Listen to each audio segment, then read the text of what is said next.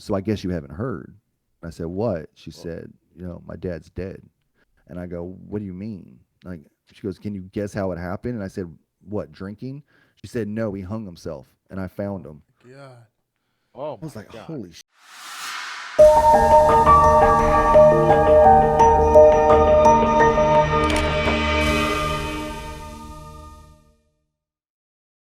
All right, welcome on back, everybody. Very excited for this episode. Got another veteran on, Shawn.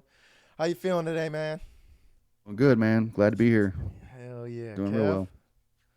I'm feeling really pumped. It's always really cool in my eyes when we have another veteran on the show, and I know I'm just really excited about this episode. Gonna be hard to listen to, like gonna get into some tough stuff, but it'll be Yeah, good to hear. So let's get yeah, into and I hope you guys can notice it too. We were just talking about it a little bit, but before the show, I said just when we talk to a veteran, I could feel my emotions are different. Everything is different. My Hmm. mind is thinking differently. What I want to say is thinking differently.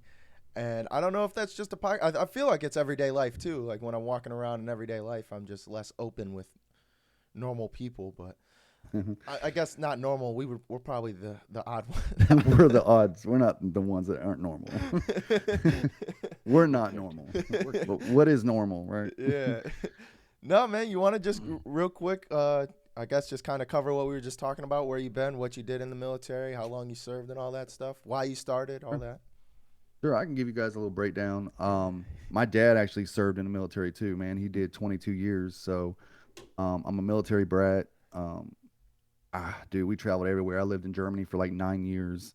And then, yeah, we went to Germany twice, came back to the States, lived in Cali, Colorado, Tennessee, Texas. Bro, I've traveled, So joining the military for me is something I'd never really thought about doing. I was always in trouble. I remember being arrested multiple times by the MPs, locking me up, bro. Crazy. I, being in the military really wasn't something that I wanted to do. You watch the shit for 20 years, it's not really that intriguing to you. Everybody else is like, "Oh, your dad's in the army." And it's like, "Well, so is your dad." Like everybody's family's in the. Oh yeah. It was just you live on base, right? Like Yeah. everybody is everybody. So I don't know, dude. I was a troubled kid, and my dad finally retired. We moved to South Carolina, and I got in some trouble and got arrested at 17 and got thrown in jail. And I was in there for like 60 days and got out, met a girl, got married. I was like 18 Yeah. years old, Before the dude. Yeah. army, Yeah. Yeah. yo. Yeah, before the army, bro. I got married. She already had a kid, but I fell in love with a little boy and took care of him, and then ended up having two more kids of my own. So within like shit, dude, just a short period, I had three kids and married, and so yeah, this is all before the military, Man. and literally at like I Wow. would say 2000, me and her separated. We were getting divorced. Long story. Don't need to get into that shit, but just know we didn't work out, and that's around 2001, man, and that's when 9/11 happened, right? Yeah, 2001, 9/11, and that's kind of I was doing odd jobs, bro. I was working at like a plant. I was a meat cutter. I was like 21 years old, just trying to get my shit together. We didn't have all this good stuff. We had out here and grind and hustle. So Yeah. I'm out there just working, trying to take care of my family, and I started seeing the war on Iraq pop off, man. And it's like, holy shit, you got the 9/11 thing going on, all the patriots coming together, everybody's all American proud. And, it was just something that I felt like I needed to do, but I didn't know when because I had kids already and I didn't want to just leave my kids behind. Yeah.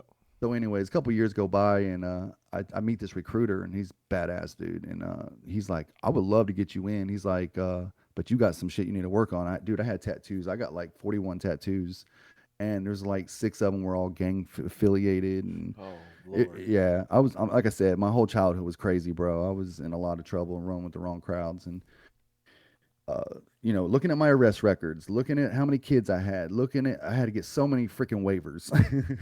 I had to get so many waivers, even like the ASFAB, like waivers and shit. And it was just crazy. I didn't think I was going to get into the damn military, to be honest with you. A But perfect time for them waivers, though, from what I heard. dude, yeah, it was at that time. I mean, he was just popping them off, man. I didn't even have a high school diploma, bro. I had to go get one from like Oh. another, like an online college.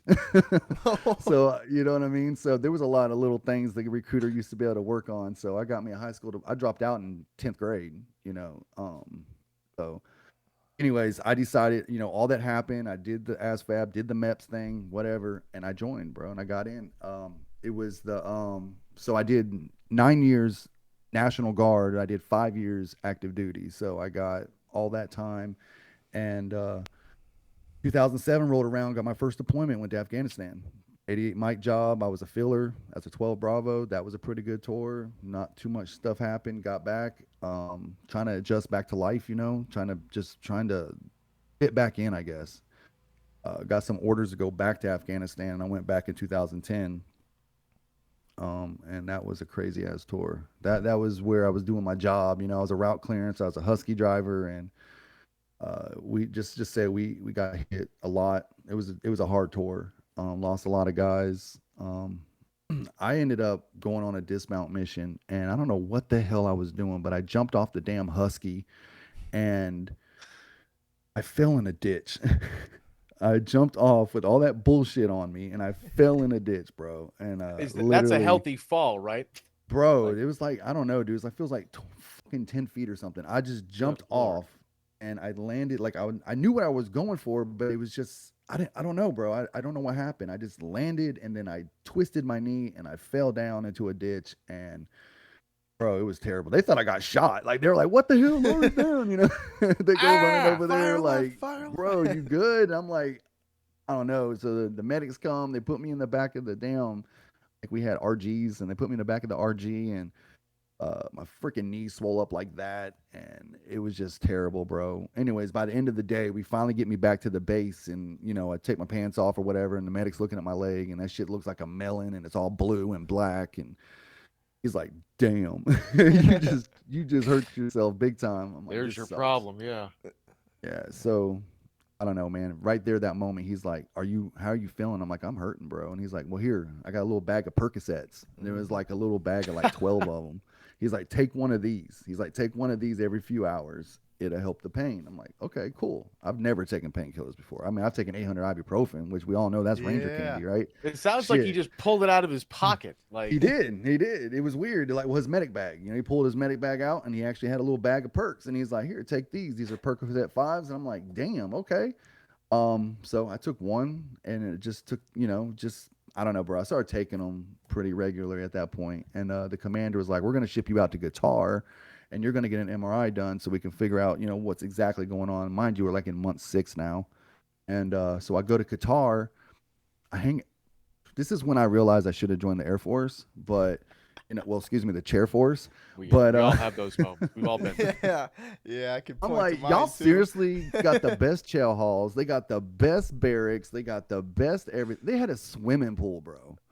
And I'm like, just got out of combat, fighting for my life. And you fuckers are sitting over here swimming in your little shorts up to your crack. Oh yeah. Like, dude, it was Yo, crazy. It the was chicks crazy. too in the Air And the, Force, a league God, above the the women, Army. bro. On a real note, on a real note. Join the Air Force, uh, y'all. Join the Air Join Force. the yes. Air Force, I man. suggest you to join the Air Force. If you just want to go and fuck off and say you serve the country, then go do that. No, I'm just kidding. We respect that. We everybody does their part, but We we got to talk respect shit. We got some Air Force guys gonna be like, "I'm gonna kill that motherfucker." Yo, Nah, man. for Listen, we love real. all branches. All y'all have a part to play, even Yeah. Navy. So But join the Air Force. You join the Air Force. you talked a little bit at the beginning of the show why it was so bad to be over there in 2010. Can you just tell people who don't know Yeah. why I 2010 was guess so it was tough? so bad. I mean, there was a lot of politics going on at that time too, man. It was just really a rough time.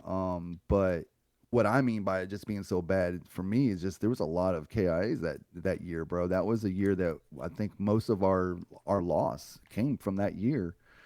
Um, just the IEDs were terrible, man. It just they were everywhere, and that's what I mean. It was just a bad tour, man. It was just hot everywhere we went. We were taking ticks. Couldn't leave the fob without getting into a firefight. Couldn't leave without IEDs, mortars. It was just a hard tour, man. Did you Just a guys lot of did you feel like you had a sense to be there, like a reason to be there?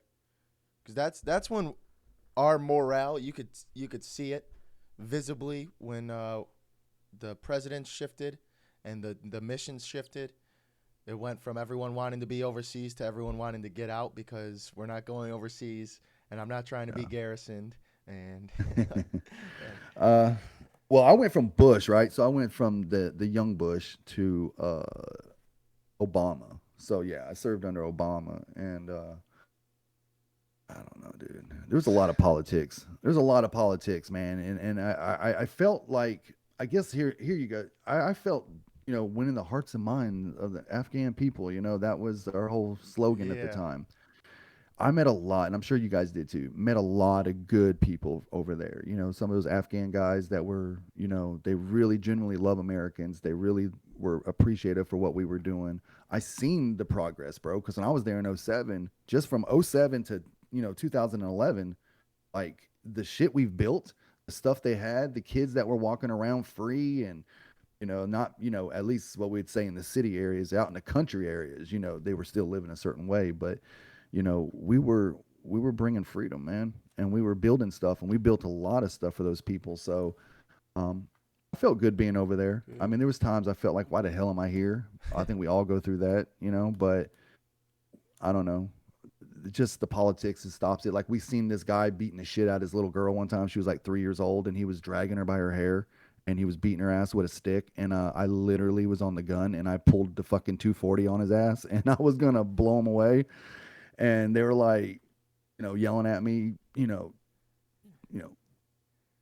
disengage, stop pulling the fucking weapon on him, or whatever. I'm like, dude, what are we gonna do about this, right? Like we're watching this guy beat this little girl, but we couldn't get involved in stuff like that. It's like Yeah, damn. if I was at home in America and I saw somebody beating on a 3-year-old, I would beat their ass. Like, Yeah, why does it matter? So, man. it was just crazy, bro. There's a lot of politics. Be careful who you shot at. Be careful who you killed. And I get that. We're not killing people, but I'm just saying, people over there was walking around with AK-47s, and you don't know who the hell was gonna. Yeah, they're not being careful of who they kill. No, you drive in fucking convoys of all these little trucks, and they're all sitting there with fucking AK-47s and RPGs, and we're like, oh, I mean, okay. that was what they taught us. Like in ALC, we did Hmm. like gate training, like checkpoint training, and like some little like Yeah. teenager pulls up with a fake AK and like he kind of has it at the low ready, and I just smoke him, and the instructor's all like, "Yo, you have to wait till he's pointed at you." You got to wait till he's pointing at you. But see, that's what they say. But we were told at that time that we can't even shoot him pointing at us. We had to wait till he actually popped off a fire at it. We like literally taking fire before we could shoot back. So having that mentality, this is some Obama shit, dude. So having that mentality, um, yeah, imagine trying to win a war, but you can't shoot nobody. You know what I mean? How do you do that? It's like the cops in America when you have riots going on and people are burning down buildings, and it's like, how do you stop the rioting when you're not allowed to, you know, Use any arrest force at all. anybody? Yeah. Right.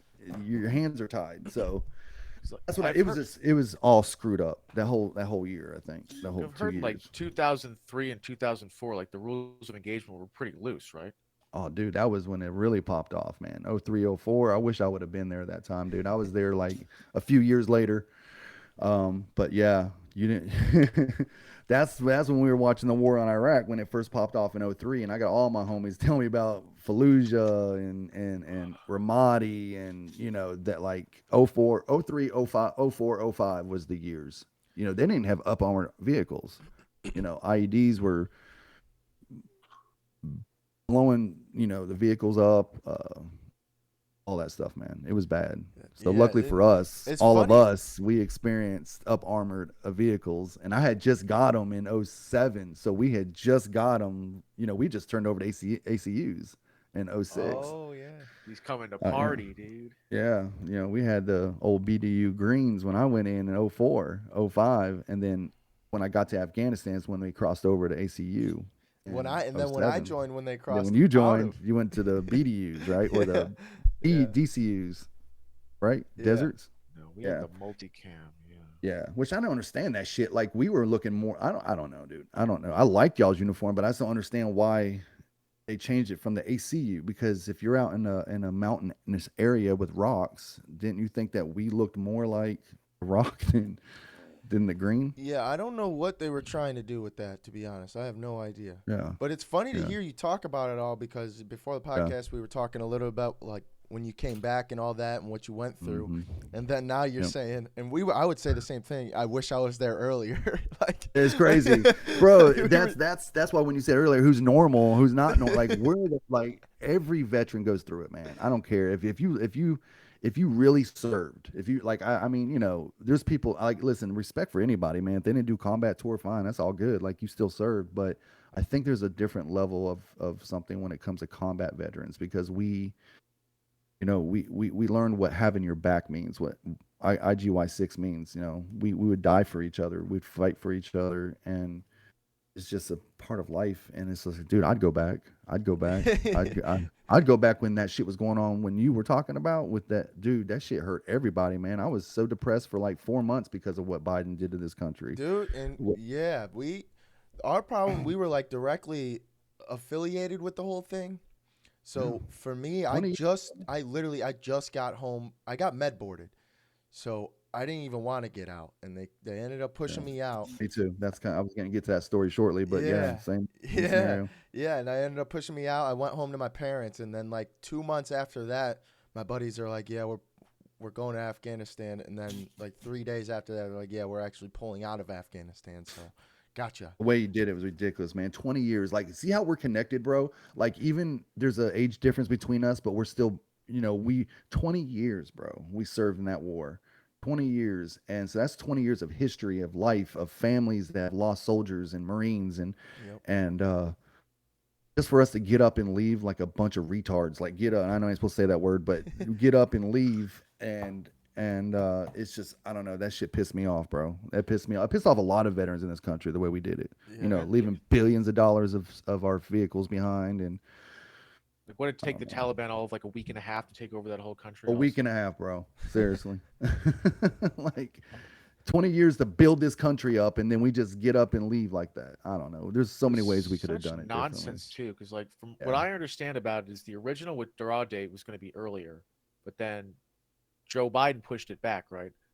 yeah. But like Trump negotiated the original deal, so I got to Trump had it believe down, bro. like if Trump we had had it. just Yeah. stuck with that original plan, like you don't go like your word is everything in the East, and you go Mhm. back on your word, especially to like the elders over there, you're going to have huge problems. It's like when you only push the date back so you look better to Americans, you're going to get videos of people jumping off the aircraft landing you. Hmm. Trump, he had it where we were going to negotiate and we were going to leave like we do any other country. We were going to leave Bagram open, huge air base with all our stuff. Still have, we could still have the U.S. What is it? The Embassy. embassy. Yeah. They have the embassy there. This dude took everything, like everything. It was like we're leaving, and you jump on the flight. If you miss it, you're screwed. Yeah, Like, no, bro, we're leaving. that we ended up leaving one of our guys there. That was one of the first stories I heard. Oh my When god. they landed all this shit, started unloading the helicopter. They left a piece of the helicopter behind because when they landed, they saw all the civilians. They must have just got news of it. They all started running over to our guys. One dude left his backpack attached to the helicopter piece.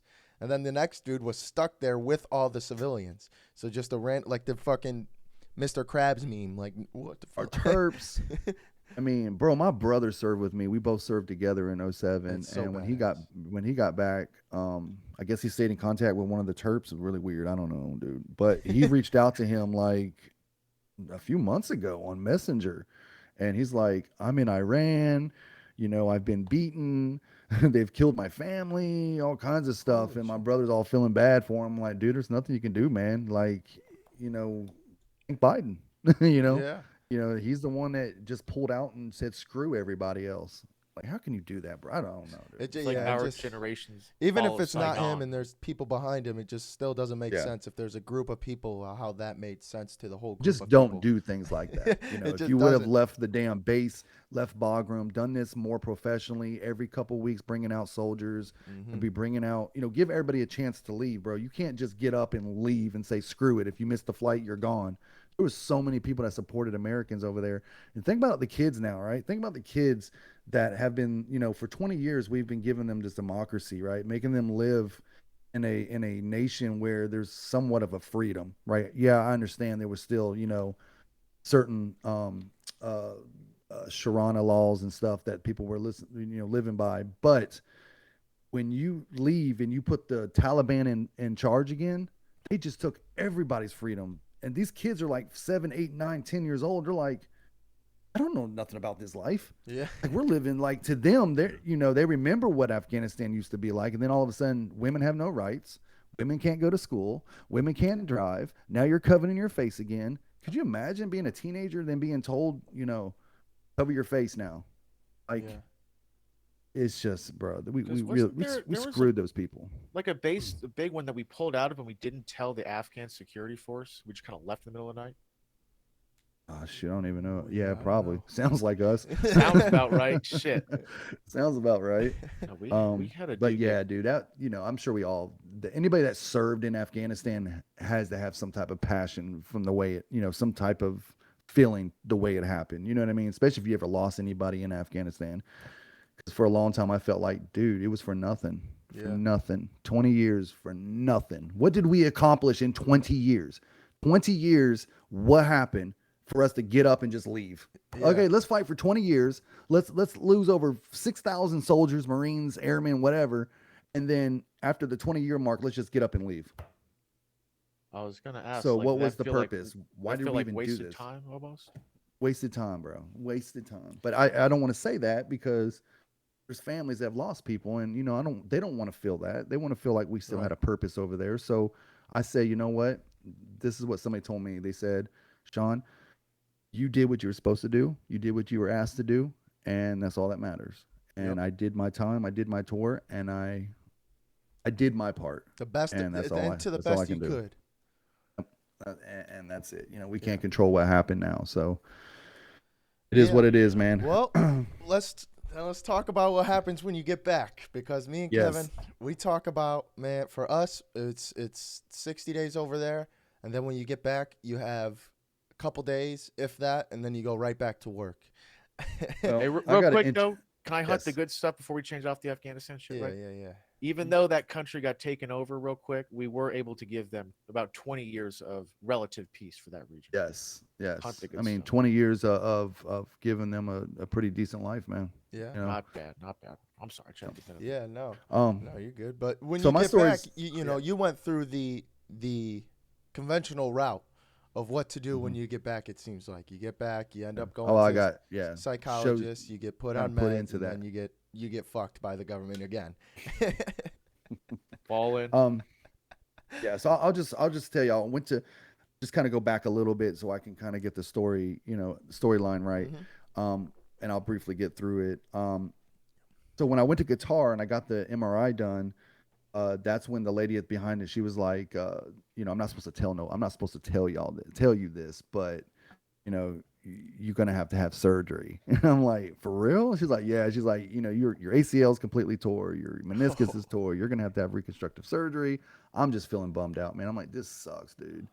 So I'm hanging out for guitar for another few weeks or whatever, and then I go back to Afghanistan, probably like month 8 now, and the commander and me are talking. He's like, well, so, what do you want to do? I'm like, dude, I want to stay with my guys. Like, I don't give a shit. Like, let me stay. I'll do guard duty or tower duty, or maybe I'll work in the talk or do something.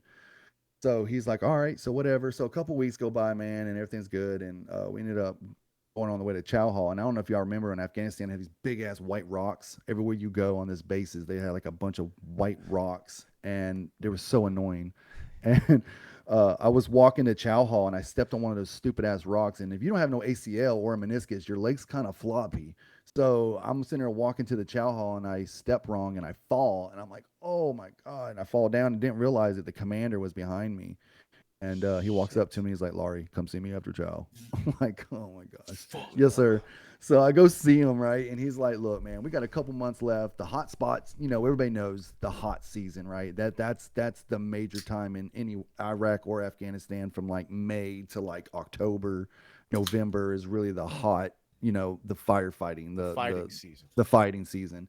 Winter's so shitty that most people aren't really doing much. So we were going into winter, and he's like, just go home, get surgery, get healed. We got another tour coming up. I'm like, yay. He's like, but we're going to do something different. We're doing Kosovo. And I was like, hell yeah. Right. Like, a non-combatant mission, whatever, just something new. So my listen, the whole plan was to go to Fort Gordon, have surgery, physical therapy, go, get back to my unit. Didn't work out that way. Got to Fort Gordon, had the surgery, you know, um, instantly still taking painkillers, right? I'm still taking them. I got my own script now. And I told y'all this earlier. Talking to my nurse case manager, she's like, "You need to start telling the doctors the truth. You need to be honest about your symptoms and things that you're struggling with." So I told the doctor some things that I was struggling with, some things, some symptoms I was feeling and stuff. And he instantly started diagnosing me with PTSD. Like, you got PTSD, you got depression, you got anxiety, you got this and this and this. Give me like so many freaking diagnoses, bro. It was insane. And with every diagnosis came with another pill. So I'm like adding them Yep. up here, bro. I'm like 16 different prescriptions. Pill for everything So right now. one for everything, bro. So, what was supposed to be like 4 months turned into a year sitting on a medical unit. And after about a year, I'm already so deep into this and just pretty much so depressed, so many pills, so much just whatever that they finally come to me and they're like, "Look, you're non-deployable. You're Ooh. non-deployable. The army don't really need you anymore. They can't use you. You're pretty much broken. So here's your options. You can give you an early retirement, kind of like a medical retirement, and we'll get you 100% at the VA. Grand. Have a great life." Oh, okay. So after talking with my wife and stuff and trying to figure out, all this whole, oh, by the way, I got remarried in '04 or '06 to my second wife, and we've been together now 17 years, but she Hell was a high yeah. school sweetheart. So just throw that in here. You're like, wait a minute, I thought you were divorced. Yes, I got divorced and then got remarried right before I deployed. Got There to you get that go. money. Yeah. Yeah, But BAH, bro. Swear. so, you know, um, damn, I Everything forgot where is I was set. at. So, But yeah, you're anyways, just I, I, you got I all I the told her that pills. got all the pills. I decided to take it. I said, fine, we'll just, I'll just, I'll take the retirement. And so for the another year, still at the base, because y'all know when you get out of the military how long it takes you to get VA benefits, right? Well, Yep. I'm on base and they're doing all this for me. So it took another year to get those. Yep. Anyways, that Oh happened. my god. So I got it. I got the VA. I've been retired. I got out of the military October 4th, 2012 was my last active duty day, and I went home. And when I went home, I was supposed to start a new life, and it was going to be amazing, and I was going to do great things. And went to the VA for my first appointment, and she's like, "Holy shit, you're on a lot of medication." She's like, "You don't need this, you don't need that, you don't need that, you don't need." I'm like, "Ho, I need Whoa. that one." I need I that need perk that one 30 and right I there. need that one. And she's like, "Well, I know you want this Xanax and I know you want this perk, but you're not, no." She's like, "Do you not realize you can die if you take both of these together?" I'm like, "Do you not realize I've been taking 16 different pills and I've been taking over 100 milligrams of this shit a day? Do you think, I mean, I'm still living?" Yeah, yeah. You would You have want me you died to know, already, you think? you're Yeah. cut so cold worried about me turkey? now. So she's like, "Well, you have to make a choice. Are we going to take away your anxiety medicine, which I'm addicted to, by the way, the Xanax?" And she's like, "Or are we going to take away the Percocet?" And I'm like, "Oh my gosh, this is a hard life choice."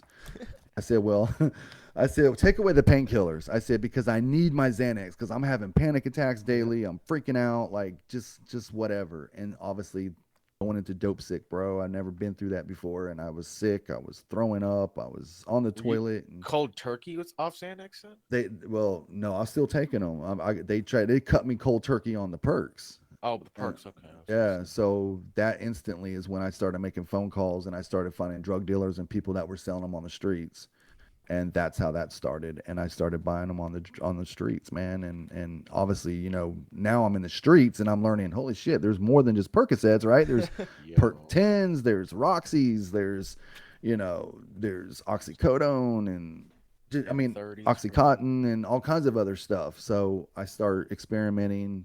I start buying drugs and I start selling drugs to make more money. And I'm just living that life, bro. And that's what's going on now for like 3 years, just every 4 or 5 years now, every day, just grinding, trying to, depressed as hell, missing the military, Were you like oddly enough, homeless or wishing I could go anything? back. Like, Um, almost been homeless, almost lost our house. I mean, luckily for me, bro, I had a wife and kids, so that's what I had, like a base, right? Yeah. Somewhere I had a wife that was actually supportive and actually, stood by my side, even though she didn't agree with the choices I was making. Oh, But I was burning our account up, man. I was taking all of her money. There's times I left her, without food, trying to not having grocery money because I was spending so much of our money. Lost vehicles, repoed, stuff like that, because just a shit bag, bro. Just straight shit bag just junkie. And trying all the opiates. You never got like, the obvious one is like heroin. yeah, that's the one I got to. That was I never shot it. I never shot it, but I did snort it, and that was just I was that close. I almost did, but I didn't. And 2016 came around, and one of my best friends, Barrero, that I served with in Fort Gordon, we used to talk on Messenger. He left in 013, he left in 13, I left in 12, but we stayed in contact. And I shot him a message one day, and we were talking, and blah blah blah, and he come and visit, and then he went back, and then it was around September. I shot him another message of 16, and he didn't answer, and I kept shooting him messages, kept shooting him messages. Well, his daughter got on his page, and I know who his daughter is, and she wrote me back and said, "So I guess you haven't heard." I said, "What?" She Well, said, "My dad's dead." And I go, "What do you mean?" Like, she goes, "Can you guess how it happened?" And I said, "What, drinking?" She said, "No, he hung himself, and I found Oh him." my god. oh I was my like, god. holy shit, right? Like, I was so numb, bro. I didn't even know how to react, dude. I didn't even Yeah. know how to feel to it. It was really just messed up. And the way she was so honest and blunt with it, like, she was angry. You can tell she was angry and she was hurt. And that's when I started doing research. Like I told you guys, I started, like, just, I don't know, just messing around. And, you know, the wife come to me and starts giving me ultimatums. So all this is going on at once. You know what I mean? Yeah. So I try to go get help. I go to rehab for 30 days. Um, but I do it for her. She's nagging, she's telling me to get clean and all this other shit. So while I'm doing that, I'm just kind of, thinking about my life and blah blah blah. And I come home in 30 days, and I'm doing research, and I create this group on Facebook called Vet Life for Life. I'm like, I'm just going to create like a group of a group for veterans to come, and kind of like a safe place where they can talk about their feelings and just be a savior.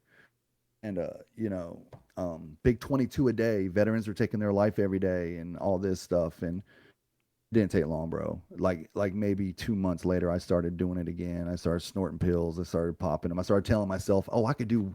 The difference was I was hiding it from her now. See, before I would do Oh, it in front of her, but now I'm hiding it.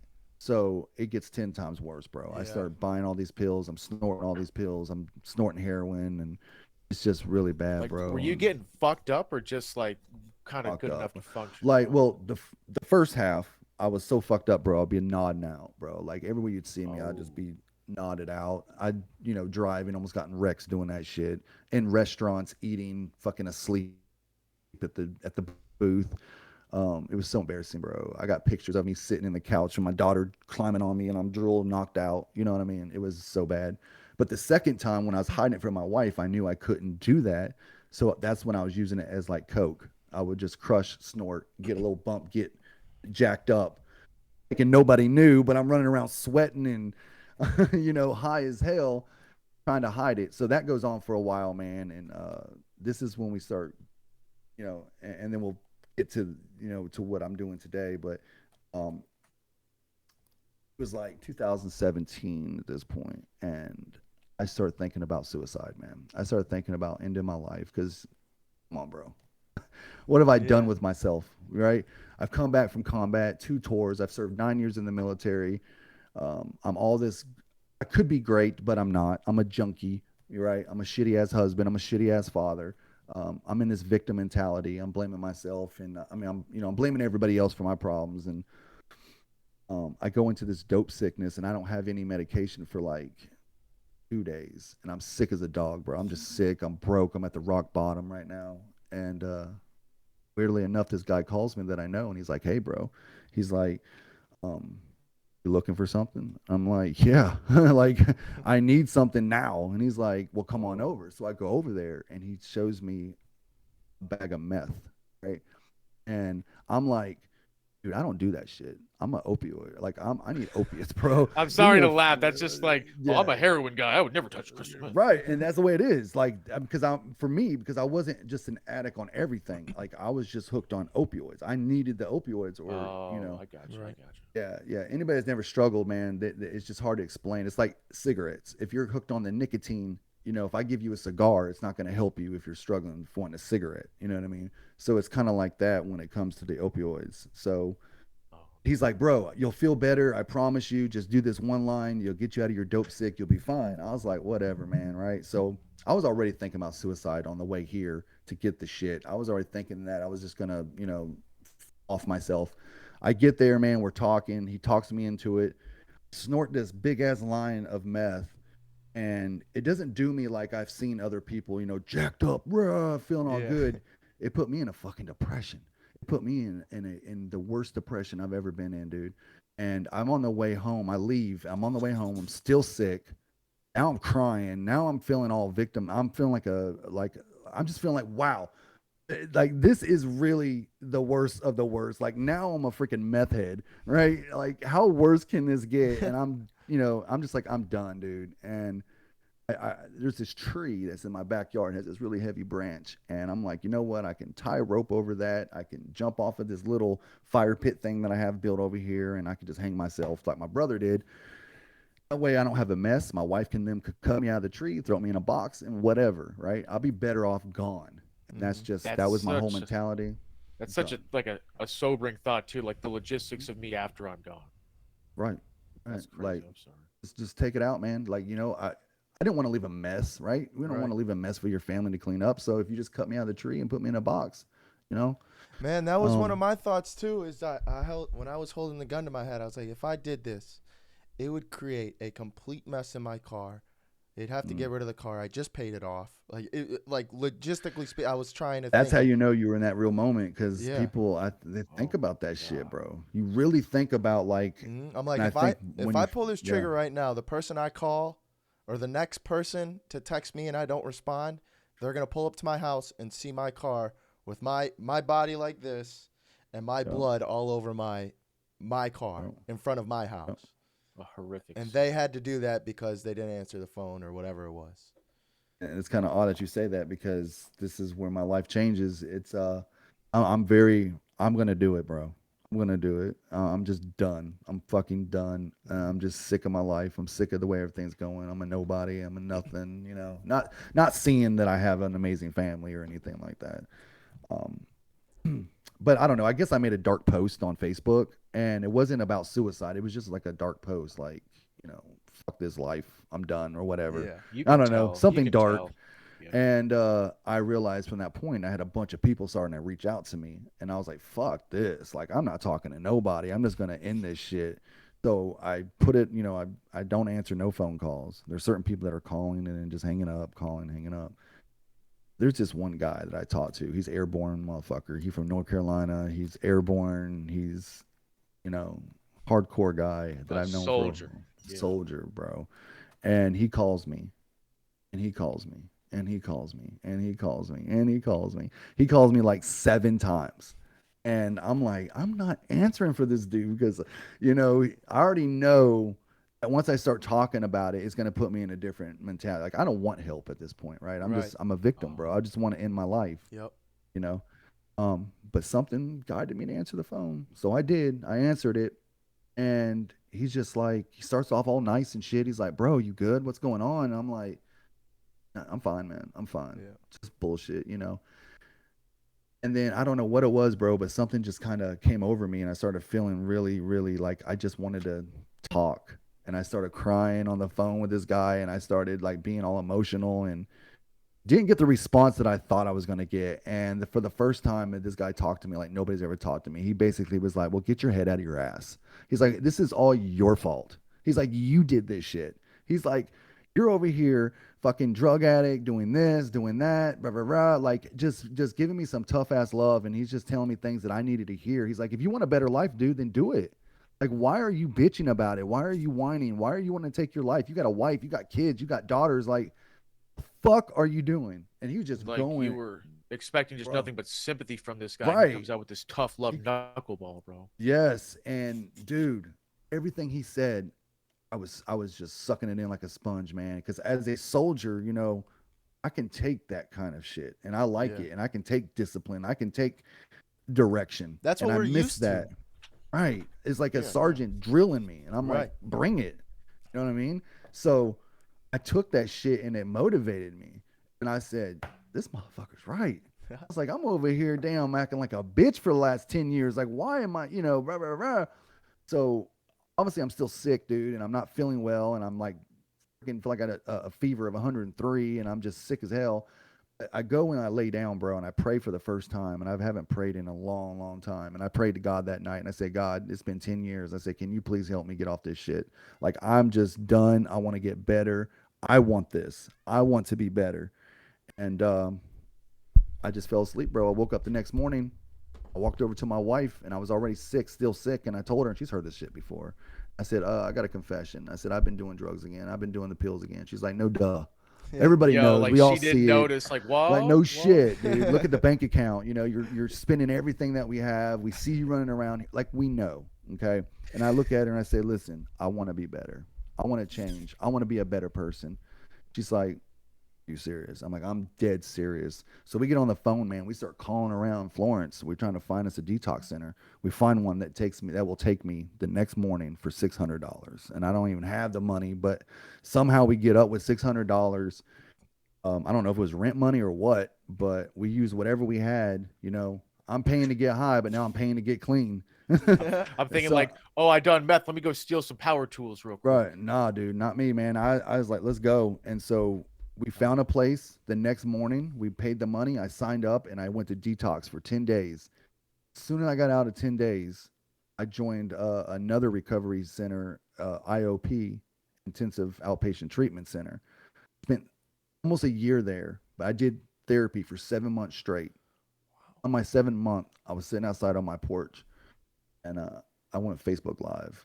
And I said, oh, by the way, my name is Shawn Laurie, and I'm a recovering addict. I suffered for 10 years with drug addiction. If I can get clean, so can you. Fucking the response was insane, bro. I had so many people reaching out to me, blew the help up overnight. Um, that's the beginning of the journey of what we can get into in a little bit, but that's what I suffered with, man. And I've been clean now 4.5 years. Haven't had a drink, haven't had nothing. So yeah, that's my story of getting out of the military and what I've been through. Good for you, man. I'm happy you're it's- here. Proud of you. That ain't easy to do. Thank you. Yeah, on it's that quick hard. note, yeah, my grandpa just celebrated 6 years sober from alcohol a few days ago. So, Hell yeah, that's Yeah. but a big no, deal, man. it's funny too, like because I was real hooked on like alcohol, and then cough syrup was another one I struggled with, Mm. like DXM, right? And I would That do it in syrup. front of, yeah, for real though. I'd do it in front of my wife, Mm. and I'm Yep. thinking that I'm hiding it Mhm. because she wouldn't say nothing, and then I would, I like not overdosed on cough syrup, but I took too much and passed out on the table mid sentence when all of our Mhm. friends were there, and like that's when she, like I knew the jig was up at that point, right? She's like, I know Oh you've yeah. been doing all this shit. Like I stuttered real bad and I walked real stiff. Like it's wild how much we think we're hiding it, and Yeah. we're just not at all, bro. And you're so high, dude, and you're thinking, I'm not all right. And And they're like, right? And you're drunk or something. Like, especially drunk people, man. They think that they're not drunk when they are drunk. Like, dude, you're drunk. I can tell when somebody's drunk and I don't even know you. I can Yeah. just tell by the way you're Yeah, talking. and it'll be like 3 drinks in too. Like I can Yeah, and tell they have that pretty damn look. fast. Like, Some people's faces change, bro. My mother, she's an alcoholic, dude. She's been a drunk now for like 40 years of her life. And she literally, bro, she can drink 2 beers, and I'm like just looking at her and say, "Damn, you don't even look the same." Like her Yeah. whole features change. You know? What was that movie? You ever see the movie Flight with Denzel Washington? He's drinking all bad like that, dude. Yeah, yeah. That was yeah. like the opposite of me. I'd have a few drinks and you could tell immediately. It was it one of just those things so where I'm easy like, to do, bro. That's not one you have to go to the streets for. You got to. alcohol, bro. It's Listen, right at Yeah. the store. All your buddies are already doing it anyways. and you No. can eat on it too, bro. Like I couldn't Yeah. eat off cough syrup, but I could eat on alcohol. Mhm. It's I'm trying to hard. think, hold on. Man. Let me go grab a bottle. I'm gonna show you what I used to do. But yeah, drinking too, bro. I was on that too, man. Drinking my ass off with the Yeah, pills. that's So like the put me to a sneakiest whole nother one. level. Hmm. It's by far one of the sneakiest because it's just Just so lying around normalized, just so for easy to do. No one thinks anything of it. But like when no, but I was drinking over and over every week, like 3 days a week, and it wasn't just like three drinks. It was 3 days of the week. I was drinking probably 6 days of the week. Three Right. were like four drinks for the night.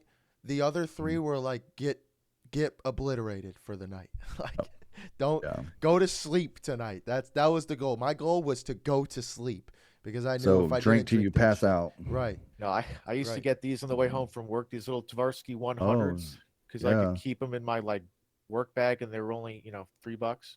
But Wow. I would make these things called like I called them M&Ms, but they were equal parts moonshine and monster. Oh shit. Okay. Yo, and like I got Destroying his so shit, dude. Jesus I got Christ. so fucked up on it. It's like my wife would, I'd wake up and she'd tell me all what I did, and it was like that was just so embarrassing to me. That was the Mm. worst part of it, I think. Yeah. Doing stupid shit and then just not realizing I did it until somebody tells you, and it's like, holy Dude, crap, did I really do that shit? I Oh woke my up one gosh. night, Kevin was there. I woke up, I had to go to work with this shit, dude. Woke Yo, up and it was New Year's Eve. The chick, so I was married too when I was 19. I got into it. I was the dude that got engaged at basic training. I was that guy. You And know, it and I'm was sure the whole time you had everybody telling you, make sure sign this my and make drill sure you sergeant don't give told her me not power of to. attorney and yo, She was like, "Don't do fucking it, man." Shout out to yeah, Drill Sergeant don't do Navarro. it. She already knew. Yeah, Um, yeah. but yeah, it was just bad, bro. I went out. It was a New Year's Eve. It was after my first deployment, and we were going out with the dude that I already had my suspicions about. So I was like, "Fuck it, Mm. like I'll Wow. just get obliterated." So I hid like 4 drinks before we went out. I hid them. No one knew I was 4 drinks deep. We went out, and then I ended up by the end of the night. Didn't know until I woke up the next day. Woke up the next day, went to go brush my teeth, and my eye was just like I couldn't see a goddamn thing. My whole eye was Mm. swollen. Woke up, looked in the mirror. I was like, "What the fuck?" Turned over, asked my ex, "What the hell happened?" They let me jump out of the car to tackle a trash can. oh yeah, he I was jumped out of a moving car to tackle a trash can. Dude, yeah. like he got to work and his eyes all fucked up. I thought he got punched by someone. Like Well, what he the got punched by a trash can. Yo, like, fucking like, a, like to dude. hear that and then have to walk around all of work and have everyone ask what happened to your eye, and then I have to tell them that, bro. It don't Yeah. get much more degrading than this. It's just, I mean, what other option do you have in the military though? They drug test you for everything. You got, Everybody drinks in the military, Yeah. smokes and drinks, man. Like it's terrible. I What's don't the think other people route? like That's what I was people don't gonna ask you. Like appreciate it. instead of the opioid route, what do you think is a good Mm. alternative way? Like you just have to focus on yourself. Is what I think. Yeah. We mean alternative way for Like like instead of you mean like because the something than conventional rather than way, drugs? yeah, instead of doing like drugs and Oh yeah, all man, that. definitely. Like learning to meditate, learn meditation, good music. I mean, I could tell you. So, just to finish the story, man. After all that happened, we're going into like 2018. I've been clean now for like a year. I'm making videos and using social media and stuff like that. And crazy enough, I started getting these invites, like podcasts. I'm going on podcasts. I'm talking about my story and stuff. And then I started getting invited to different states. I go to Washington, D.C. I stand and talk to like 700 people. I go to New York, not New York. I go up to Indiana. I go to, Texas 5 times. I'm down there speaking. Been to Florence or Florida, North Carolina, Georgia. So I just started getting all these events. COVID hit, obviously, and it shut down a lot of shit. So we were like, didn't do shit for like that whole year and a half. Um, but started just doing speaking events, man, doing podcasts, started doing my own podcast, started pressing out there. Then I wrote a book, man, right here called Veteran Mindset 2.0. link down below. Yep, Yeah. right there.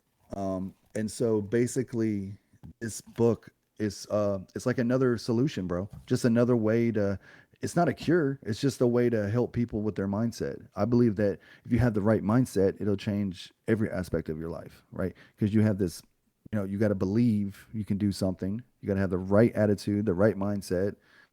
It's even like your bad days, bro. If you have a really bad day, it's all about how you react to that bad day. You know what I mean? If you're having a bad day and you give into the energy and you're like, man, fuck this shit, this day sucks and rah rah rah, you know, it's just going to get worse. It's going to get worse. But if you can look at that day and just be like, man, it's all good, man. Shit happens. I got a flat tire. Okay, shit happens. Like, you just, it's your whole attitude, man, changes everything. And this book goes into like 5 different ways how to upgrade your mindset.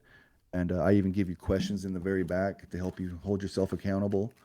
And we go into affirmations and stuff like that that I use every day now. So I wake up, I use affirmations, I do some meditations, I listen to positive music, I surround myself with positive people, I get away from all toxicity. Anybody that's toxic, they're gone. Um, that's it, man. You know, Is there that's like a common kind of like missing piece for most veterans that you see, like something that most of them have that is kind of a mindset issue? um, Does that make I think sense? uh, kind, I think I know what you're saying. Like a defect almost that most vets I have. think for most veterans, bro, the biggest, like, I guess, defect or the problem, I would just say like a problem that we suffer, I think it's just wanting that camaraderie again, man. We Yeah. just we've even with discipline, right? We, like I said earlier, I think we've been, even doesn't matter, 4 years, like for 4 years you've been told what to do. For 4 years you've been told when to eat, sleep, and shit. And you've been told to do this, and while you've done that, you're surrounded by battle buddies, right? You're surrounded by people that are doing the same thing you're doing. So I think when you're done with that and you get out, there's no, right, there's no transition. It's, you out process, you go home, and you're right back to where you were when you before you went in. So now you don't have your comrades, you don't have nobody saying get up at 4:30, get up at 5, get up and be, do this and do that. It's like you have to get your own, you have to discipline yourself. I always say that motivation is temporary. Discipline is what makes the shit happen, right? That's what keeps it going. So motivation, hell, I'm motivated to go to the gym, right? But motivation is only going to get me so far. Discipline is going to keep me at the gym. Yeah. What So, happens tomorrow when you're you know, not motivated to go? right, right. If you're not motivated, then that's when discipline kicks in. You know what I mean? Just like writing my book, bro. It took a year to write this book just because I suffer so hard with ADHD and trying to get my shit together and suffer with depression. And I go into these days where I don't want to do nothing and I have to find myself going, okay, I got to get up and I got to move forward. I got to keep going, you know. It hits But you that's what I think, bro. like such a train when you get out too. Like you don't realize it. Like in special operations, we didn't have that many rules, but we did still have enough. But when you get out, it's like there are no rules, bro. No rules. Like if you smoke, you can smoke from when you wake up to when Yep. you go to bed. It's Yep. like you gotta learn to set your own rules now. Mhm. It's like, well, You how do got you to do learn to, that? like you said, learn to discipline yourself instead of, Yeah. somebody else, We were just giving you, hold yourself accountable. I talked about this last night on live. I was talking about, being accountable for our actions. If you want change, you got to be the change. You know what I mean? If you're tired of your life being where it's at, then do something about it. Stop, get out of that victim mentality. It's like Yeah, that we were just tough love. talking on episode, I think it was 31 with a Marine, and it was the same thing. If you you discipline what you take from the Army, you learned the best system. Now take the Right. best system in the world and put it towards yourself. Because they really, I mean, Bam. it really is the best system. You could, Yeah. it still works. It's Oh, the yeah. best Army. Like their Yeah. system, it works whether you like it or not. Take the good parts of Hmm. the system and put it towards yourself. And if you could do that, now you're your own one-man army. Absolutely, man. Like And, that. Yeah, and you shout out to take JP. take the good things that you've learned. Same thing in life. Focus on the good shit in your life. You know what I mean? So many people say, I don't have anything. Bro, what are you talking about? I bet you I can name some shit you have that somebody else doesn't have. Like, thank God for this podcast. Thank God for the microphone that you have. Thankful for everything that you have. Be thankful. And that's when, have gratitude is huge. Quit Yeah. complaining about what you don't have and focus on what you do have, and then the shit that you do want will come. You just gotta be grateful. I think about that. Like even in the dark times, at least I'm in a situation where I can change shit. Right, Like it's right, not so bad. I can't change it all. It's regardless of how bad things get, I can always make things better. right. You can always alter your future, bro. You can always change. Focus on the things that you can change, not on what you can't change. If you can't change it, then there's no reason putting energy into it, right? Yep. Focus on what you can make a difference on. You know. Yeah, and Um, I like hearing you say that you got daily affirmations and stuff like that. I just yep. made a Yep. Twitter thread about it. Is Yep. we got I mean, millions of fitness YouTubers and influencers all over. all over the Millions. place. But I know maybe like 3 mental health podcasts or something like that to where you can Hmm. it's like focus on this type of shit every day too. Everyone, oh, you got to Hmm. go to the gym 7 days a week, an hour and your muscles will get bigger. Well, why don't you work 7 days a week on your mind too? It's like we're completely Facts. forgetting about it. Our mind comes before our body That's all right. day. All day And long. if you're not even gonna get to the gym if you don't have the right mindset. Right. So fuck going to the gym. Listen, if you go to the gym, I mean, listen, it's okay for some people, right? Like some people go to the gym and it kind of helps them with their mind. But you have to get into the right mindset if you want to build your muscles. You know what I mean? Like if you, because you got to be dedicated. You got to be, you just got to get the right headspace, man. I can go to the gym today and then tomorrow I don't feel like it. Yep. If you don't got that head right, it just work on your Well, mindset, bro.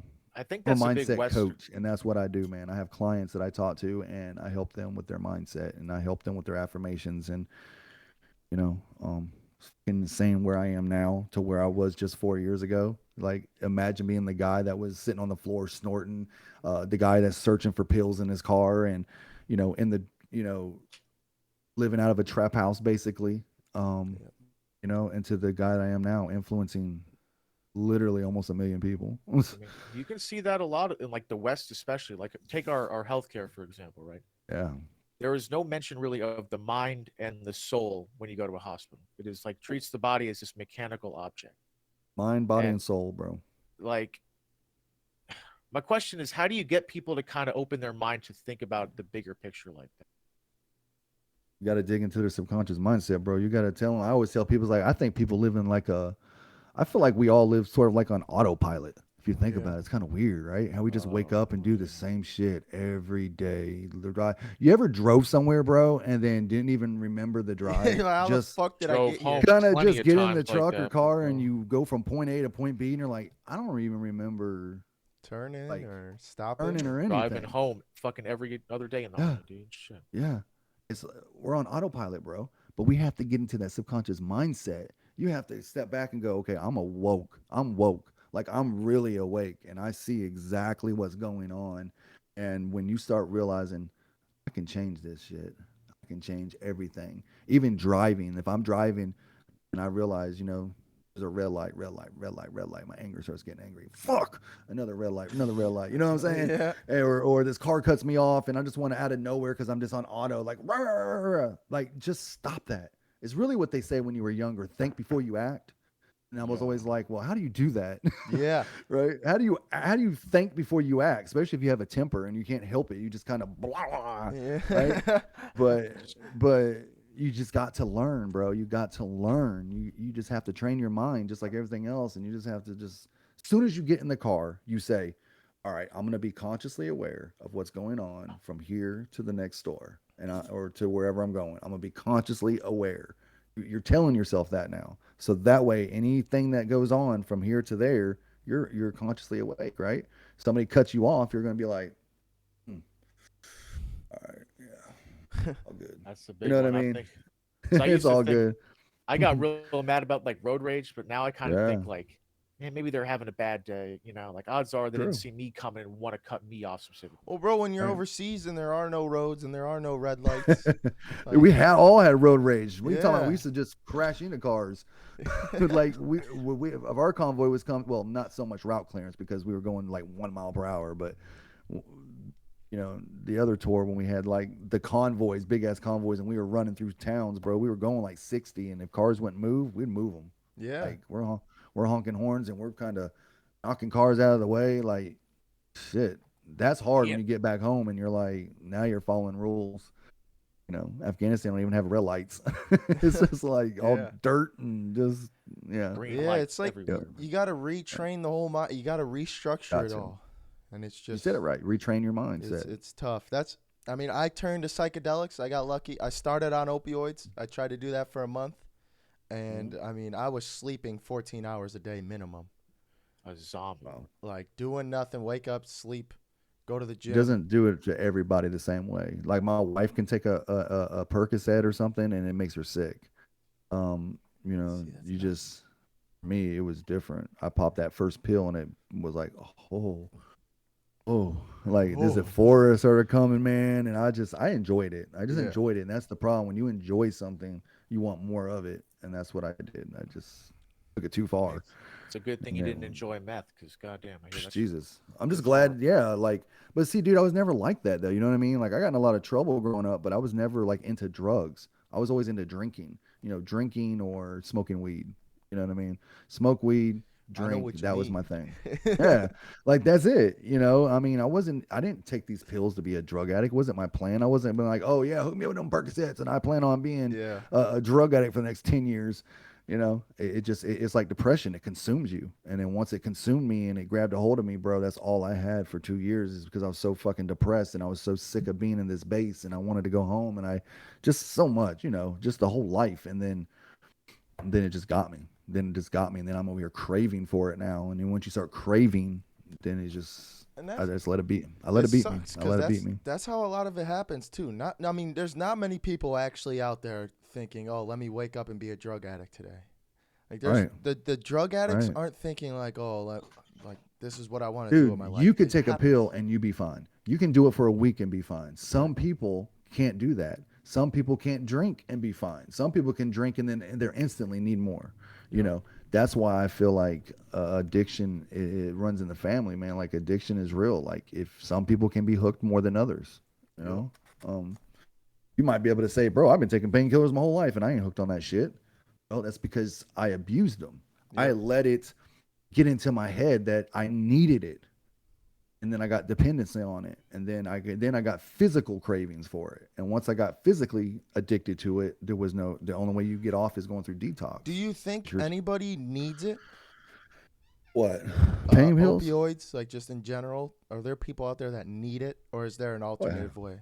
Oh yeah. I mean, I'm sure there's like I've talked to so many people that people that obviously some of them pain pills are good for some reasons. If Yeah. somebody's um, broken legs, broken arm, temporarily, I think painkillers are okay.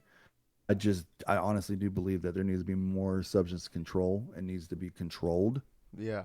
If my son, okay, he plays soccer, but he just tore his ACL meniscus, same damn thing, his junior year, and they prescribed him 15 Percocets. Oh my I god. literally give him. I was giving him no, he gave him 26, so like 3 weeks worth. So I literally watch him. I give him, when he was in pain, he got one, and then 6 hours go by, he got another, and we did that daily until about a week. And then when he's like, my leg's not even hurting that bad no more, I took the pills and put them up. Yep. He said, okay, you're done. Yeah. Like you're not getting any more. Yeah, man. Here's Like, some 'cause Ranger candy. I got the eye surgery, like PRK, when I was in the military. And when I got that, they gave me like a month's worth supply of Percocet. Like, I got 30 pills for three Wow. days of recovery. Like, what are y'all handing this shit out to me for this when I don't need it? You should know what I need. You know, Crazy, bro. maybe I will need 30 days, but that's what the checkup appointment should be in 2 days. Like, do you really need this shit for 30 more I days? mean, Like, they'll throw them on you or they won't. You got yep. some doctors that are very stingy with it, and I found that out a lot because I was such, bro. We got so crazy that we used to drive down to Florida, go to these pill mills. We were getting thousands of pills, thousands of Roxys, What the and heck? for like, I was in that game, bro. I was in that game for a long time. We would literally go down to the pill mills and buy them from those shop doctors and pay them $1,000 and you get 1,000 Roxys, right? Like it's crazy. We were just And then you talking it come on back. the last podcast. Is like you almost have to learn from life experiences to want to do better. Like you as what you've been through can't just go to a Mm-hmm. dude struggling with drug addiction and be like, dude, you could do it. They have to experience something to where they want to do it themselves. Like, you can't lead a Mm-hmm. horse to water and force him to Oh drink it. yeah.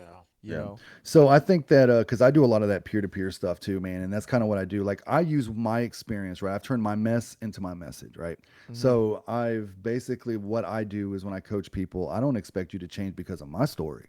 I just expect you to at least understand this is what could happen. This is, You know, Yeah. this I give you my experience, my lessons that I've learned, but it's up to you to, like, even with my book, I tell people this isn't a cure, right? You can't read this book and all of a sudden you're all better. But what it's hoping to do is inspire you enough to motivate you enough to go, damn, if this guy can do it, I can do it too, right? Yeah. I want to motivate you enough to where you're motivated to do it. But yeah, my story might not change you, right? But yeah, I can't. I mean, You know, people got to learn on their own. especially But with those opiates too. You know, yeah, yeah, with opiates or anything, meth, whatever. I've talked to so many people that struggle with different types of drugs, and bro, I used to do coke too, man. I was doing coke for many years with the same shit. I mean, I've done a lot of drugs. I used to pop Molly. I used to do all those drugs, but I wasn't never hooked on it. It was more Yeah. recreational. You know what I mean? I can snort coke for like a week and I'm good. But if I, but I can't do opioids that way because I would go crazy not having them again. So Yeah. because you get a it's just physical dependence on opioids. Yeah. Right? right, That's a big difference. right. That's what I was saying. Physical dependency is what it was, and so I got physically addicted to them. And if I didn't have them, I was sick. I tell people, man, there at the end, I wasn't even getting high to get high. It wasn't even because I wanted to get high. It was just so I could feel normal. I can feel like I could breathe. Yeah, I man. And I wanted to was feel normal. there's a good Lex Friedman that I watched. It's with Shannon Curry. She was the lawyer for Johnny Depp during the Amber Heard trial.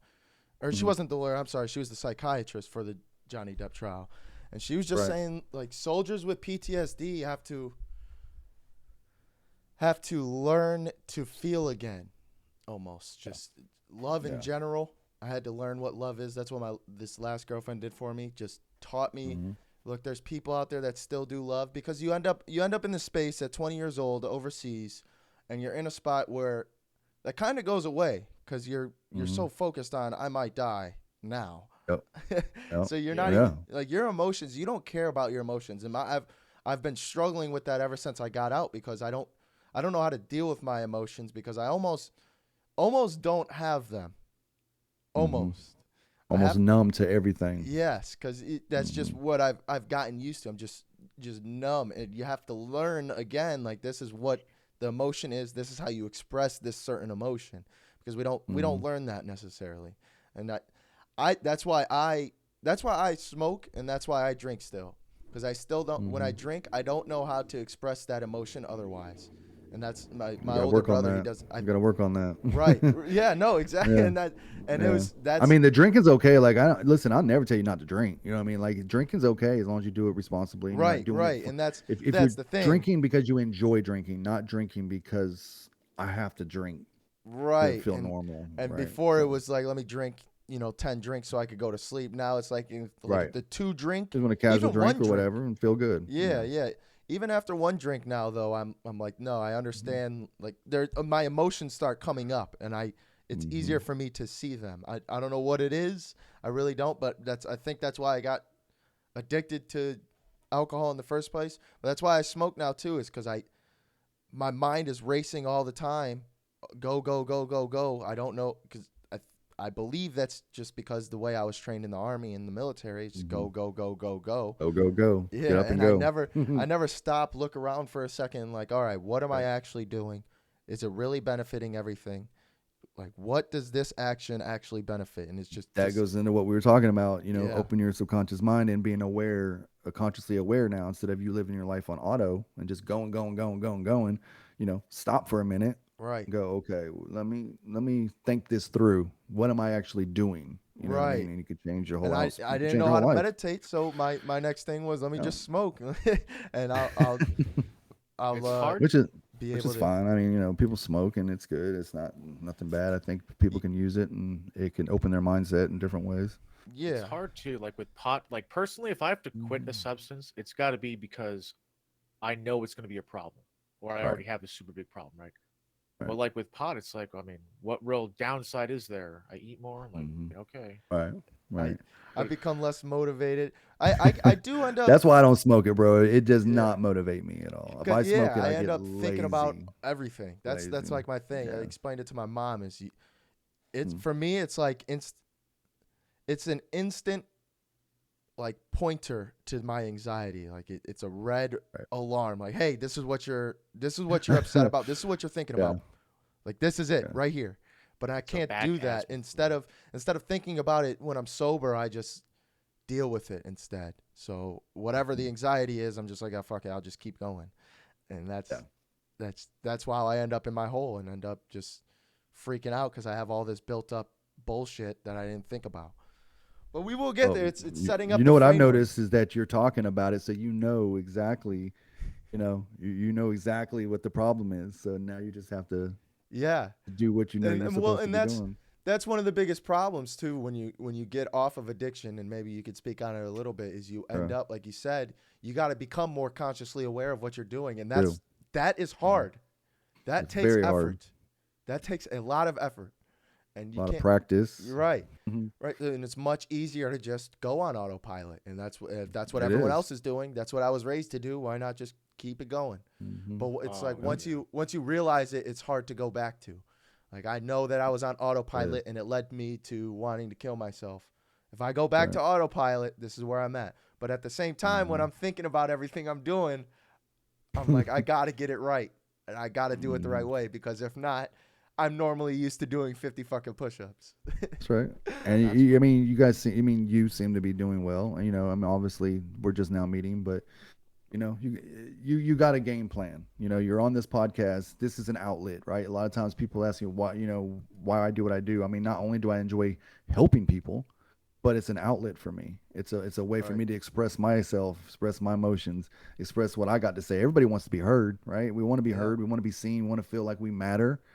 And so I think it's good. That's why I love this whole new where everybody's able to connect all over the world, and Yep. um, I just think this is good, man. I think people can use social. So many people hate social media, and I get it. And for many reasons, like TikTok, it was so stressful and it's so political and so just dumb shit.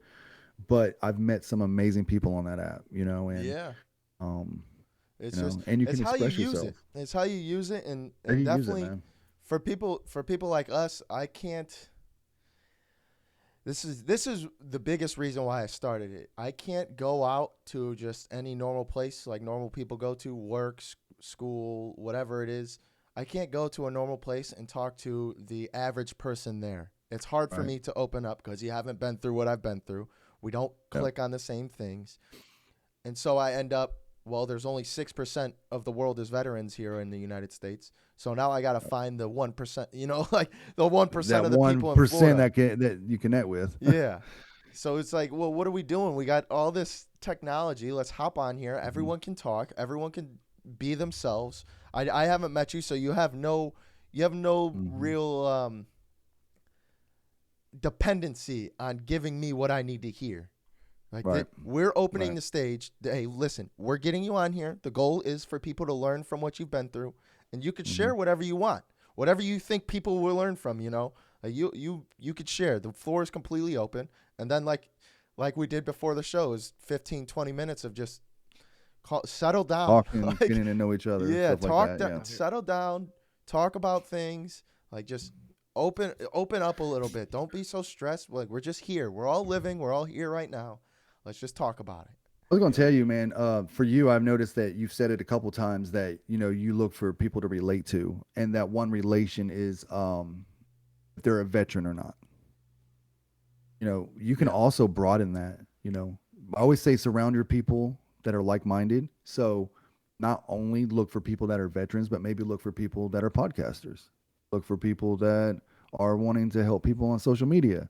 Like that's how you can get a little bit more broader. I mean, yeah, you're obviously going to connect more with the veteran because we got the same, we're Yeah. brothers instantly. But if you want to connect more with people, find people that are doing what you're doing or Yeah. doing what you want to do. That's how you learn, right? That's how you become a millionaire. Do what Right. a millionaire is doing. You know?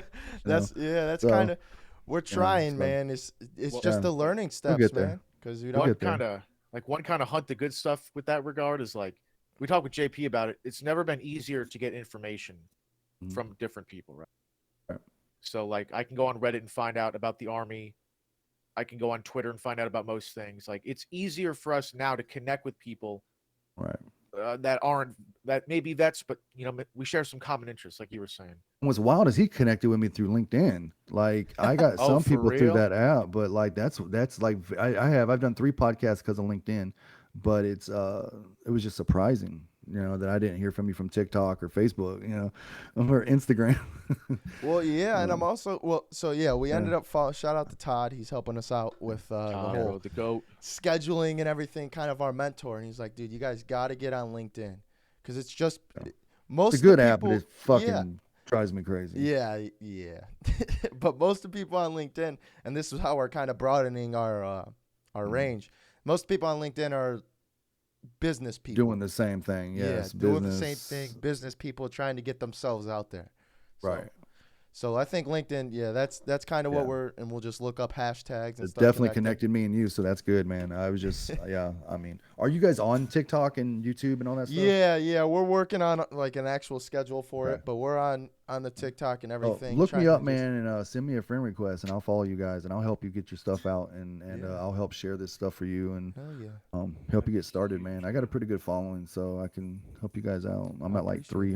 330,000 on TikTok Oh, now, so What?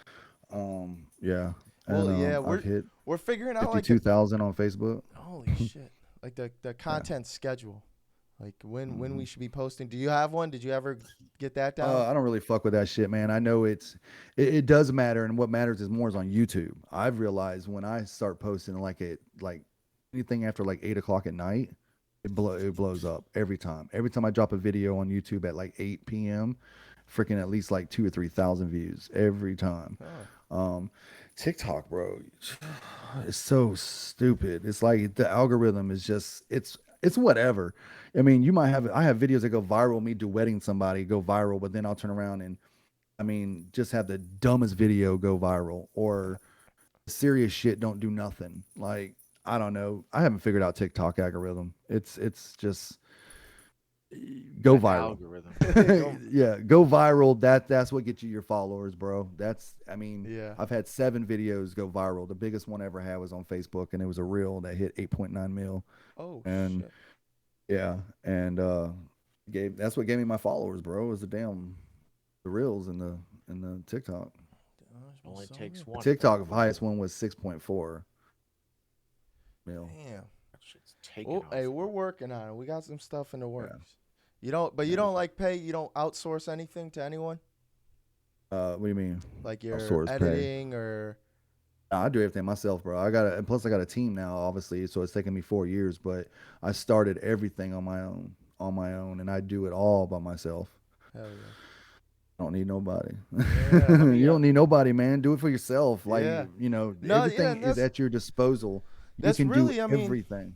that's the Yeah. spot we're at. I mean, we are Well, doing it by people are gonna ourselves. hit you up on LinkedIn, bro. Do not fall for that shit. It drives me crazy. All these people. How many since you come out as a podcast? I guarantee you probably had 10 messages said, "Hey, would you like me to help push your podcast out? Yeah. Would you like Oh, me to do our this with your website. podcast?" Good, because Like, like we have a store too, and people hit us up like with yeah, shipping shit. It's like, bro, we sell yeah, like I free do too. I t-shirts, sell bro. merch and all that. I sell these hats and different stuff. But yeah, look me up, man. Sir Veteran Guy, or whatever, and I'll help you guys out, man, and connect you guys with some people. And I know a veteran that you might, I know some people I've seen your way if you want to talk to them.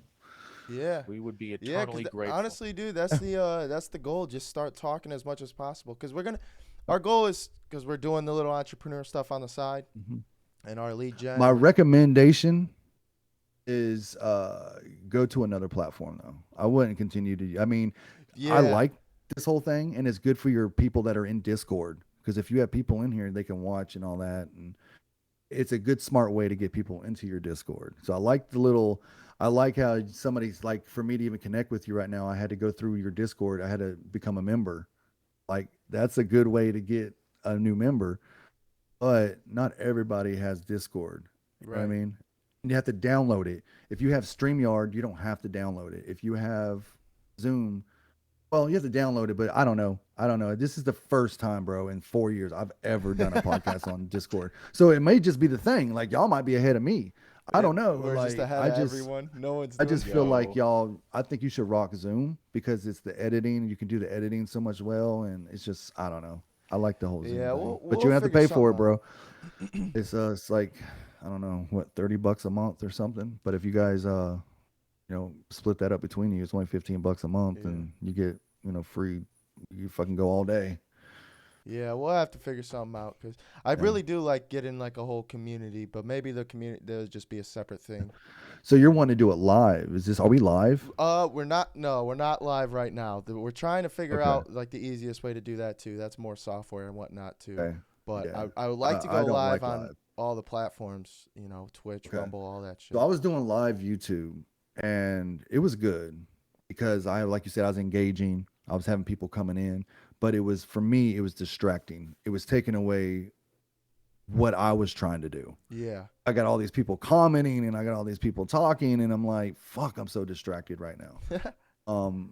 So that's why my podcast is very me one on one with you, very, you know, but do what you guys like, man. If this works, I mean, shit works for me. But just whatever, Yeah. whatever. If you guys need any advice, man, just let me know. Hit me up, and I got a meeting here in just a couple minutes with Meta. They're wanting to connect with me for something. I don't know, kind of weird. What- They I just got they one. just they just gave me another branding deal. So it's like now I can actually make videos branded. I guess what branded videos for Facebook now. That's Oh. pretty cool. Like companies, I guess I can make videos for companies and get paid for it. Oh Like you yeah. can on TikTok. Like once you get to a certain level on Uh, TikTok, people Yeah. push you out like products and say, "Hey, can you make this video for this product?" Yeah, you let got me like 100. let me end it on this final question then. What's your advice to people getting out the military in the next 6 months? Start What should having a they? game plan. Yeah. Start figuring out what it is you want to do. Figure out, what do you have a passion for, and start being prepared that you're gonna want to get back. Once you're out, you're gonna miss it. Like that's just the way it is. But start connecting with different veteran organizations is what I would say. So if you're getting ready to get out in 6 months, start looking for veteran organizations. If you decide or not if you're going to the VA, if you are going to the VA, start it now. Start the process now because it's gonna take forever. um, Connect with veterans, connect with organizations, and then figure out what it is that you want to do in life. And that's what I would say. Is start getting your game plan now. Get you a vision board. Start writing it down, figuring out your plans, and figuring out what it is you want to do in life. Don't wait to the last moment to get out and say, Yeah. "Now what?" Right? So start Yeah. doing it now. If you know you got 6 months, start planning now, and that way, when you do get out, you already got all this game plan ready to go. I'd And say. to caveat real quick, to be cliche, Mm, don't be sad it's over. Be glad that it happened at all. I'd say. Yep. that's right. That's right. There's a lot to be Uh-huh. thankful for. Yes, Oh, sir. I got a quote that I wrote. It says, "Your diagnosis does not define you," and that's true too. So if anybody's struggling with any kind of PTSD or depression or anything, it doesn't define who you are. And I wrote this quote 4 years ago, regardless who tells you it. I wrote it. It's called "Don't Talk About It, Be About It." I am the founder of that. And so, yeah, don't just talk about it, be about it. If you're gonna do something, do what you say you're gonna do. Yeah. We can talk all day about raising awareness, but until we start doing something about it and start putting the shit into play in motion, it ain't shit gonna That's change. Kevin's So, biggest pet peeve is the people doing 22 push-ups a day. Like it's gonna save yeah, somebody's life. and I agree with you on that. Just a little. It's like, okay, number one, look at it like this. It probably bothers you because it's like, what is that doing, right? Like, how is that Yeah. helping anybody? But number two, if to get you out of that mindset, because I'm about positivity, right? So look at it and go, hey, at least they're raising awareness. So look at it as it's Hmm. awareness. You That's know, fair. they're doing the push-ups. They're not really saving anybody, but they're raising awareness, and people are talking about it. So that's one way to Yeah. make change, right? Is by getting people to talk about it. So maybe he doesn't have any options to do anything else. Maybe that's all he can do, but at least he's doing more than somebody else not doing anything. Better than nothing. Yeah. Okay. Better than nothing. So I next respect time, that. just be like, okay, your push-ups, There you go. and just be grateful that there's another person at least trying to make it, trying to at least let people know what's going on. Yep. I did that Yeah. shit for years too, man. I used to do the push-up thing, the whole challenge thing. People would challenge me, and I do it, and yeah, but The thought get that out there in counts. the community. That's what I say. Get out there in the community, or do like podcasts, or what we're doing right now, talking like this. The same way we're talking, we're raising awareness. Some veteran might hear this podcast and save his damn life. Yeah. Just to realize that there's people that can relate to him or her. or it It is very. or whatever. We made it all the way to the end just for us Oh. to get kicked off, bro. Right. Now it's got to be a rumble. Well, I gotta take off, guys. But man, it's been a blast hanging with you guys, man. Yeah, man, I I appreciate like it. you guys. Our Yeah, goal hopefully is to do something live like every Sunday. So that's why okay. I'd like to do this Discord thing and start pushing it out. Hey, everybody, come in, talk about your week, ups and downs, and we'll I like it, man. just a nice That's fun thing important. live, just like the 20 minutes we had before this. Just hanging out, letting everything I go. respect that stuff, man. I respect that because you're trying to make a difference. It's not just talking and stuff like that. Like you really are trying to get in there and open up a platform for others and say, hey, listen, talk about it. You Yeah. know, just talking about it. Like in my story, me talking to my bro, for that hour and a half. Well, him screaming at me for an hour, but talking about it saved my life. Yeah. If I wouldn't have talked about it, bro, I wouldn't be here right now. So Yep. Oh yeah. doing what you guys are doing, man. I think y'all gonna do well. Yeah. Same to you. Same. To you. Same to And I you, man. appreciate it. Well, Appreciate it, man. there it And is, if you everybody. guys don't mind, maybe dropping the link. I can send it to you through LinkedIn or whatever. The link to my book, if anybody wants to order Yeah, that, yeah. that'd be great. It's on Yeah, Amazon. anything you want, and all the information you filled out to come on will be on your little. Oh, that's right. Yeah, your page yep, too. So that too. I'll take it off from there, throw it in the description. It'll be all over the place. But yeah, Perfect, everybody, man. thanks for listening. Go check out All Shawn right. and everything he's doing. Unbelievable, man. I'm very, very, very grateful to have met you and had this conversation. So For real. Same to you guys, man. yeah, All right, man. Until next time. yeah, Later, yeah. guys. Have a good one. Peace out. All right. Thanks again, y'all, for tuning in. That was a tough episode. We know it was a blast, though. We had a good time. Shawn, thanks for coming on, man. It meant the world to us. Thanks for what you're doing in the world, man. We know you're heading places. It's unbelievable what you've been through. And I was very fortunate to have that conversation with you, man. Kev, how'd you feel? It was just a privilege, though, to have someone that open that we could kind of discuss these things with. But no, it was it was an amazing episode, and I'm really thankful that we got to do it and put it out there. So Yeah, yeah. Felt really good. It felt so good just during the episode too. But next episode we have Jason on. He's been helping kids, focus on mental health. What should we say? Lessons throughout sports. And it's something that I wish I had when I was growing up. Just never really thought about it, what to learn from striking out and crying. But never really thought about it. I'm glad there's someone out there doing it for kids because it's what kids need in sports. It adds just so much more to the sport, and I just love to see it, man.